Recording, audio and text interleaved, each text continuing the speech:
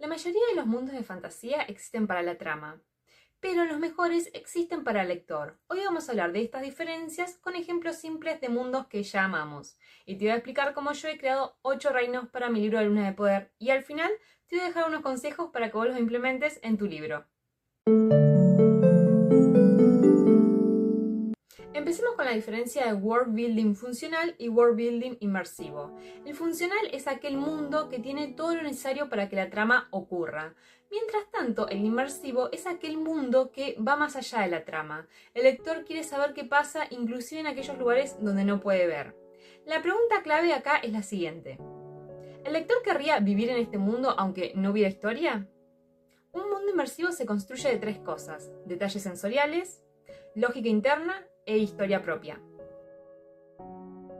Empecemos con el primer ejemplo de la comarca en El Señor de los Anillos. Acá Tolkien trata de representarla como la campiña inglesa que él tanto amaba.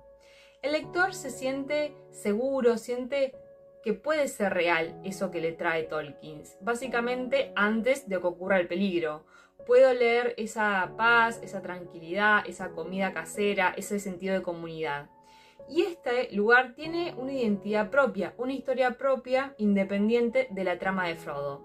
La lección que tenemos acá es que representar un lugar seguro y luego un lugar peligroso amplifica la tensión.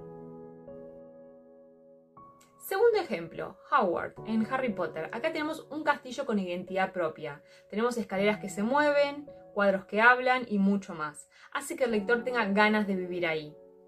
Lo que hace Rowling con esta historia es crear específicamente cada detalle, como el sistema económico, el sistema educativo, un deporte específico que es el Quidditch y muchos detalles más.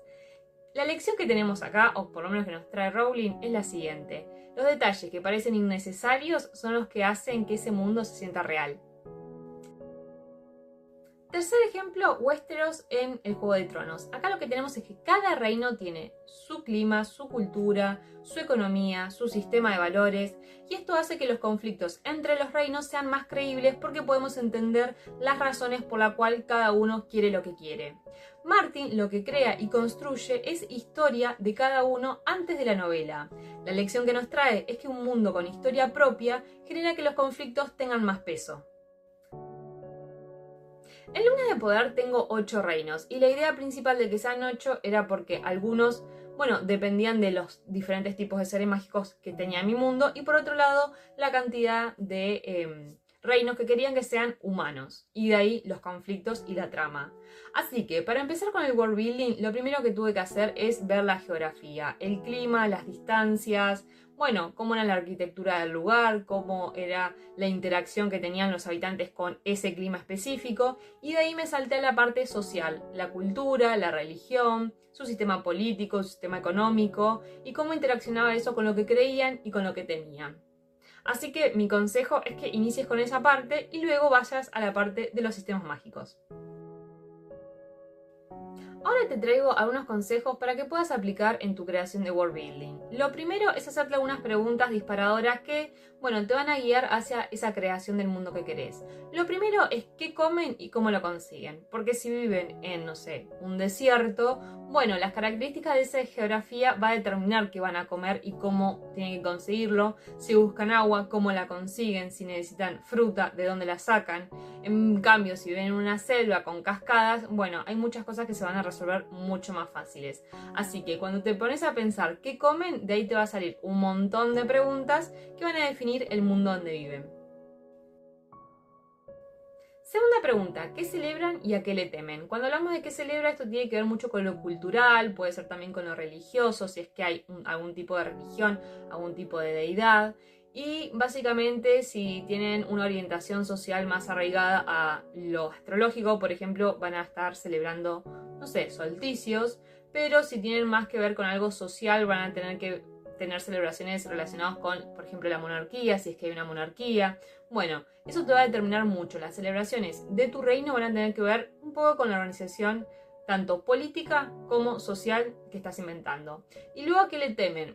Esto es básicamente lo que utilizan las fuerzas de ese lugar para un poco aplacar o manipular o manejar ciertas poblaciones. Así que, puede haber también un juego ahí psicológico muy interesante. O puede ser directamente que le teman un dios, entonces hacen o dejan de hacer infiriendo lo que ese dios pretende de ellos. Tercer pregunta, ¿qué crees que pasó antes de que empezó tu historia?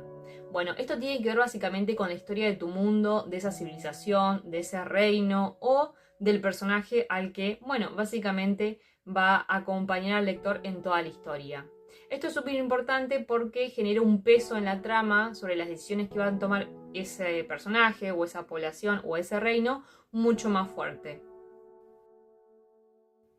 Así que si sos escritor y podés responder estas 3 preguntas, bueno, tu mundo ya tiene vida propia.